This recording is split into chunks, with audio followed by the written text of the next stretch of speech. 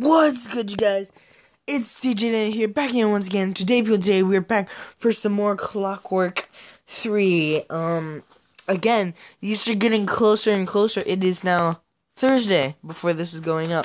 So it's getting closer and closer to actually be recording daily, but I can't do that, because otherwise I'd never get an episode actually up. So, anywho, I said in today's episode we were going to take a moment just to review what we know. And I am going to let the clock run down, starting now, 30 minutes, because I don't want to make, like, a longer episode, just because we have to go over some stuff. So anyway, let's get through it. Because I will tell you, the book repeats. Eventually, all the three stories become one. So first off, we have Giuseppe. He's 11 years old. His parents are dead, but he has siblings in Italy.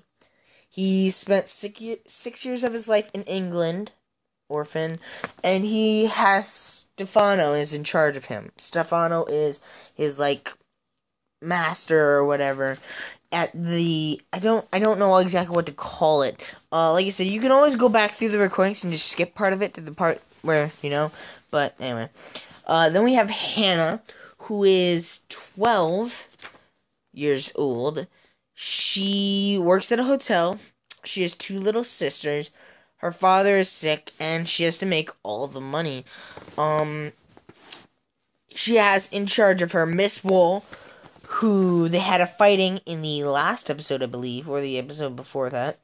They had a breaking out, and Madame Pomeroy, she's now an aide to Madame Pomeroy, and Yakov, who is like Madame Pomeroy's bodyguard. So there's all that. And then Frederick, I like how they made these ages perfectly line up. Frederick is 13. He's an apprentice clockmaker. His parents died. His father died when he was young, and his mother was ill, so she had to put him at an orphanage. The clockmaker, aka his name is Master Branch. I don't know why. Cool name to use, Master Branch. But he took him out of the orphanage once he saw his skill, and secretly he is building an automaton. So, like, a metal man that moves and walks. So, like I said, I just wanted to take a minute to go over that, just so we're all caught up to page. That's basically the main thing of what we know. What else can I say? Giuseppe found the green violin. Little review back to the first chapter. He found the green violin and is making more money. So that's helpful. And then let me think. Hannah loves to read, and she wants to go back to school, but she can't. And then Frederick, I don't know about Frederick, I don't know much. Anyway, Chapter 4, A Boat Ticket. Giuseppe knew that Stefano would be waiting. Stefano watched the front door of his den the way a rattlesnake might watch a mouse hole. Poised, patient, and cold-eyed, Giuseppe strode through the door with all the boldness he could muster, no sense cowering when he knew that what was coming.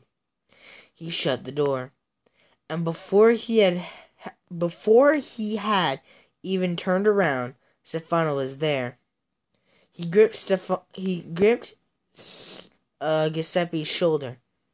"Have a good day, did you?" "No." Giuseppe fought the urge to recoil from the man's touch. "No." Stefano bent to look Giuseppe in the face, his skin as brown and dry as bark beneath a granite-colored beard flecked with food.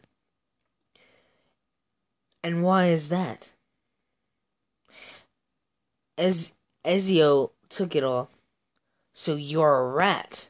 Stefano stood up. He wore a thick vest of wooden lambskin and a wide-brimmed hat stuck with the tattered feathers of a peacock. Sorry, I can't read today. A huge knife hung from his side on a leather belt. "Rats are vermin, boy. I crush vermin with the heel of my boot. You want to feel the heel of my boot? A few of the other boys hung around the room, trying to watch without being noticed. Little Petro, Pietro, just in case you know I'm mispronouncing it, Petro, was not among them. Neither were Furro or Alfeo. They must have already gone into the kitchen for their suppers or upstairs to sleep. Stefano took off his hat and wiped his forehead with a dirty handkerchief. "How much do you have, Giuseppe?" Giuseppe laid his old fiddle on the floor. "None. I don't have anything." A couple of other boys whispered. Stefano looked around them. "You hear that, boys?" He hung his hat on a hook near the door. "Nothing. I told you, not Eslo. I'm thinking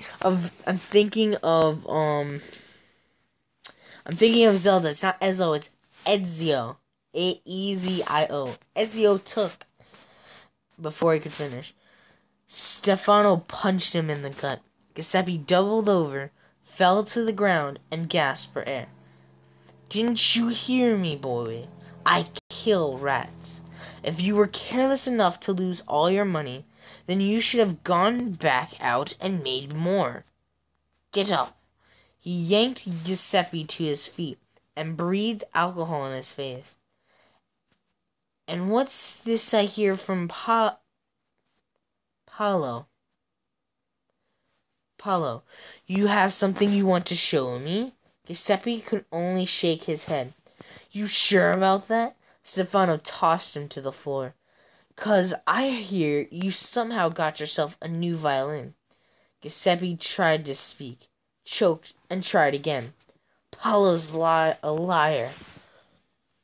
"You're all liars." He seized Giuseppe by the collar and dragged him down a dim hallway. He wrenched open a small, low door. "You want to be a rat? Fine." Stefano kicked him into the darkness. Giuseppe fell several feet and landed hard on a floor of packed clay. Stefano's silhouette seemed to swell above him, framed by the light coming down from the doorway, as if hanging in the air. Live with rats. Live with the rats, Stefano said. The door shut, and all the light died. Giuseppe rolled onto his back and coughed. He rubbed his stomach. That could have been worse. At least he had kept his shirt on and avoided the whip. In his mind, he imagined taking that whip to Ezio and Paolo, shredding their clothes and the skin on their backs. He would even let little Pietro, we're just going to call him Petro, take a swing at them. The daydream lasted only a moment. Giuseppe rolled up to his knees and then to his feet. Lying down was how they got you. Stefano kept the rats supplied with rags for nesting and just enough food to keep them alive and hungry. Giuseppe had heard the stories. More than one boy had died down here, stripped to the bone. If you stayed on your feet, you could kick them away and keep them at bay. But if you lay down, they would swarm and you would be finished. He did not know whether he believed the stories, but it was better not to take the chance. All he could do was stand his ground until Stefano decided to let him out, and hope he lasted that long.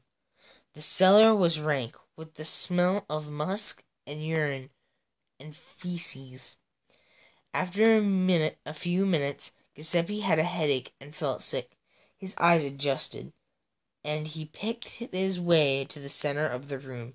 The rats scurried and massed in the corners and against the walls around him. He could hear them clicking and grinding their teeth like chains through a winch. Hundreds of them, thousands of them, chattering away in the darkness. He had been much younger the last time he was down here. He had screamed the whole time and flailed wildly whenever he felt something brush his legs. He did not scream this time, but he flinched and kicked at the curious noise, tails, and teeth. Minutes passed, then hours. Or were those minutes too? And they only seemed like hours. He tried to hold still and breathe slow. He grew tired and swayed on his feet. Sorry, almost said to his feet. On his feet. He was already on his feet. To keep awake and alert, he sang to himself. Quiet tunes at first. Then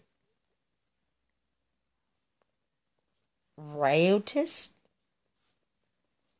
I have no idea how to pronounce that. Ritous. Riotous songs.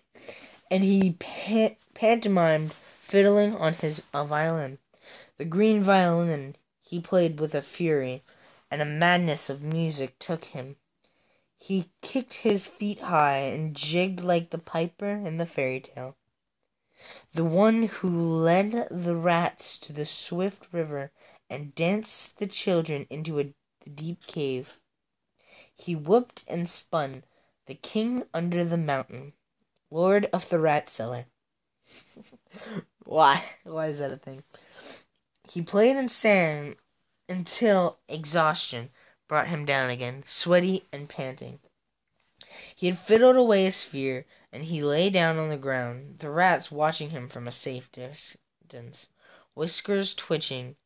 He laughed into their rags.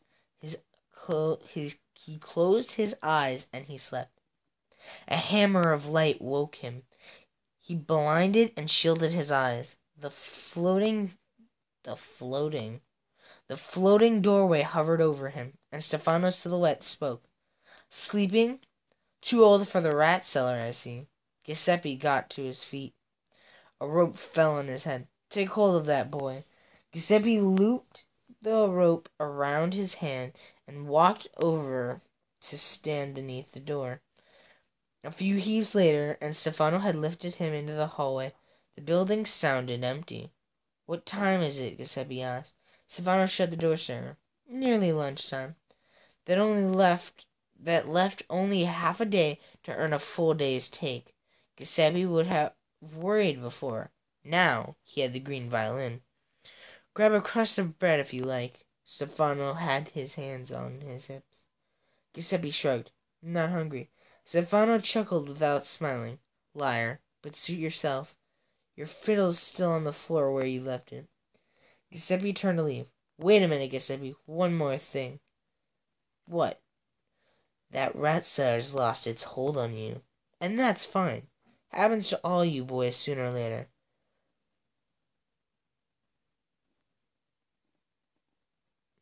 Time out, guys. I'll be right back. Okay, guys. Sorry about that. Bunch of stuff going on.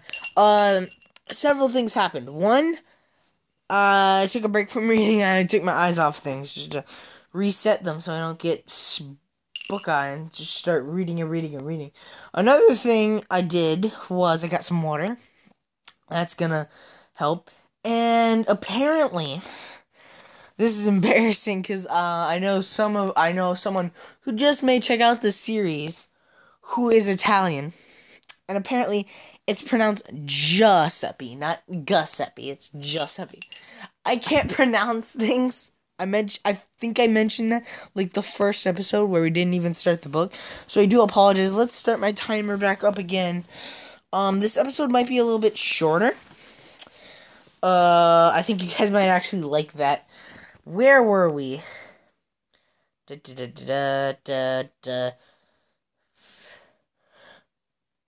But know this.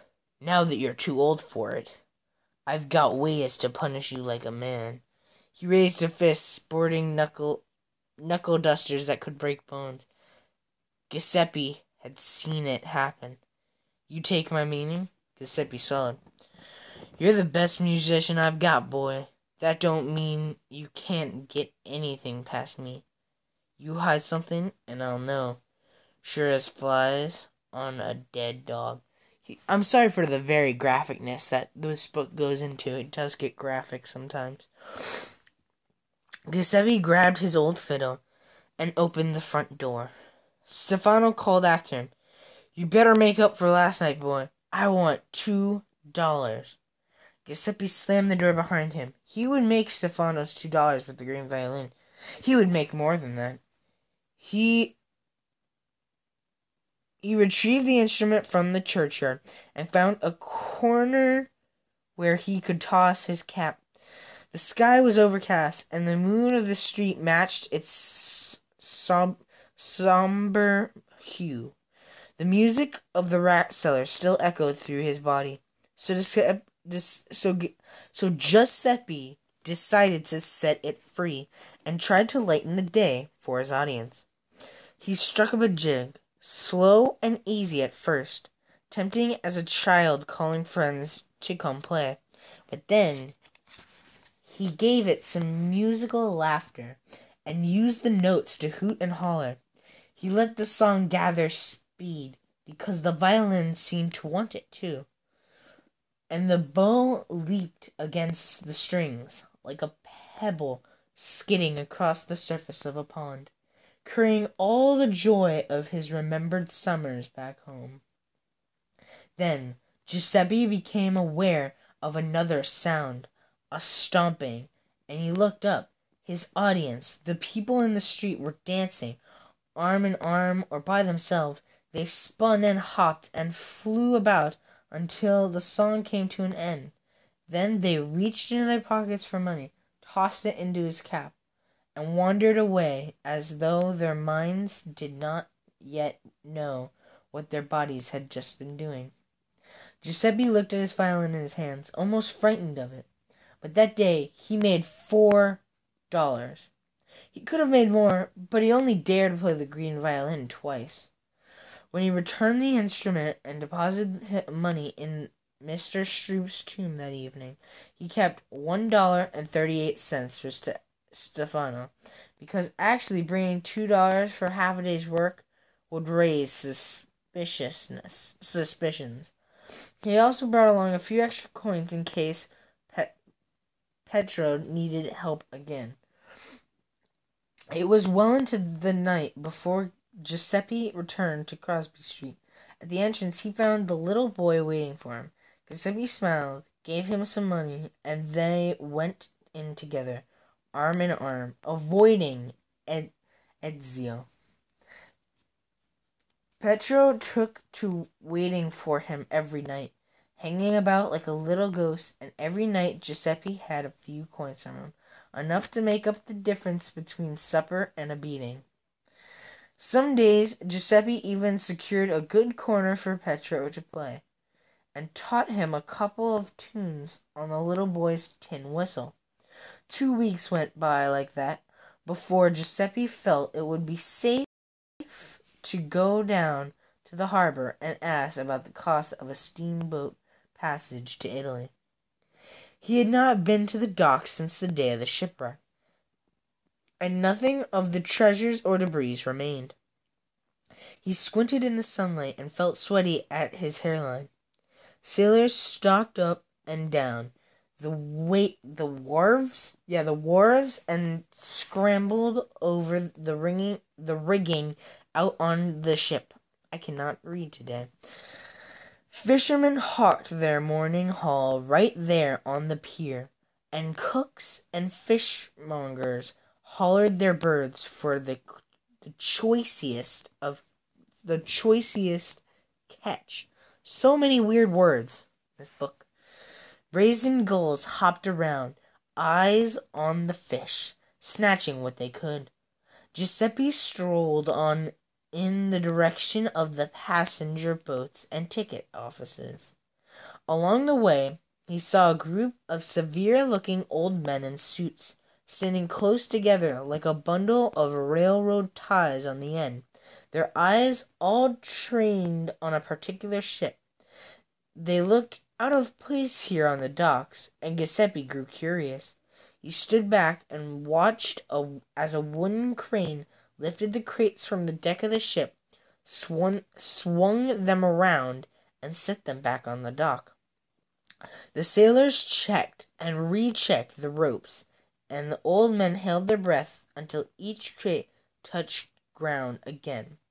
One of them held a stack of papers, and he kept looking back and forth between the papers and each crate as it came down, nodding to himself.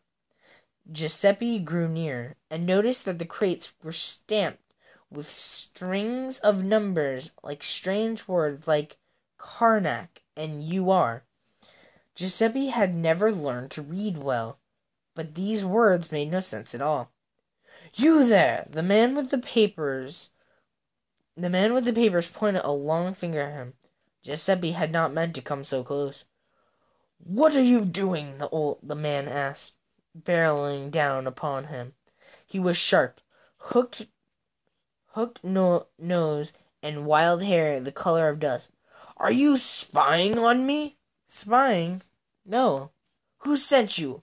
Was it the clockmakers?" "No one sent me. I wasn't spying." "Scoundrels! You go back and tell those thieves that these artifacts belong to the Archer Museum." Giuseppe did not know what to say. "Did you hear me?" "I heard you." Giuseppe spoke the words slow and even. "But I was not spying on you." One of the man's eyelids fluttered. "The clockmakers didn't send you?" "No, no one sent me." As an uncomfortable moment passed, in which the man looked him over, Giuseppe noticed that his hair was not the color of dust. It was filled with it. The man said. "Perhaps I was prematurely carried away." "Who are you, then?" "Just a busker." He held up his fiddle. Over the man's shoulders, Giuseppe saw another load of crates rise to ship. A sailor shouted something. "What are you doing down here? Aren't you supposed to be on the corner somewhere?" I did it again. Giuseppe shrugged. "I play for A sharp twang cut him off. They both looked up. A rope had snapped, and the load of crates careened over her head. One of the smaller boxes toppled off the stack. Giuseppe's eyes traced it fall to the ground where it shattered, shattering straw and splinters of wood. Something round and made of brass clanged and rolled toward them. The man with the dusty hair screamed as if in pain. He fell toward the brass ball to catch it, while the rest of the men in suits stood completely still, mouths open wide in shock. Giuseppe took a step forward, as if he meant to help.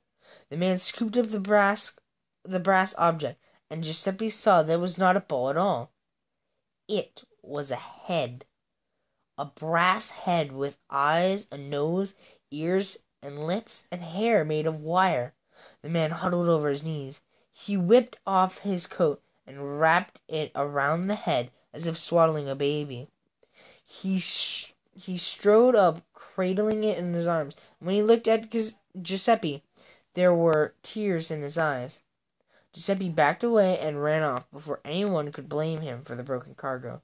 He fled down the docks, dodging between wagons and carts loaded with goods, past warehouses and trading companies stacked high with barrels and sacks and boxes.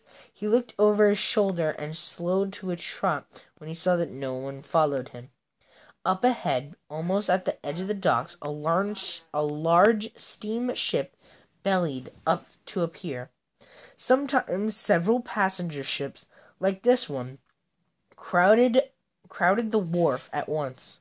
From all parts of the world and waterfalls of people came down the gangplanks, flooding the city. The immigration buildings set up opposite the docks and took up almost a whole city block, like a warehouse for people.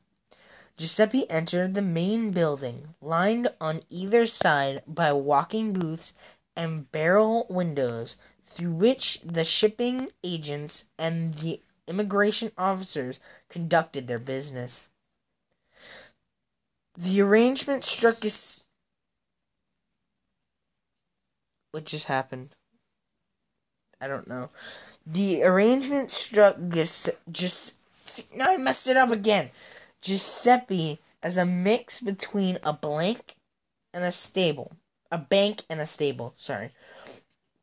Hundreds of families massed inside, like the cattle and sheep waiting in pens down on the quay. The shipping companies had offices near the entrance where they sold tickets for passage. Giuseppe fought his way through the crowd to get there, but before he reached the desk, he noticed a little girl waiting in line with her parents. They all looked haggard. The father rubbed his neck, while the mother simply stared up into the rafters. The little girl sat on a trunk, and in spite of the dark circles under her eyes and a dirty dress, she must have worn the entire voyage. She swung her short legs and smiled. She did not look timid or scared. She seemed excited to be in a new city, a new country. But she had come over with her family. Giuseppe remembered his own first day, drowning in loneliness like an ant in the ocean. Gosh darn it. Well, that is our timer. It must have went off a little. I must have not paused it. That's probably what happened. Anyway, in the next episode, you guys, we're going to finish the chapter. We're going to start off with She Did Not. Just because I want a specific part where I know where to start off with. So I'm going to start there. Thank you guys for checking out the video. You know me, guys, DJ Daniel. And I'll see y'all next time. Bye.